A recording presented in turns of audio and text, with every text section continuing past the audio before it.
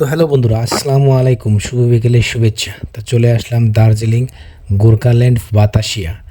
খুব ভালো দেখার মতো জায়গা। তো এই দেখো মেয়েরা নেপালি ড্রেস পরে রিল বানাচ্ছে, ফটোশ্যুট করছে। তা তোমরা যদি আসতে চাও তাহলে অক্টোবরে আসবে। অক্টোবরে আসলে এর থেকে ভালো ভিউ ভিলেজ পাবেন। তো এখানে ট্রেন আসে, ট্রেনে চড়ে ঘোরায়, মানে ট্রেন দিয়ে পুরো গোর্খাল্যান্ডটা ঘোরায়। এই গোর্খাল্যান্ডে পার্ক একটা, এখানে 50 টাকার টিকিট কেটে আমরা ভিতরে এসেছি। আমরা 6 জন।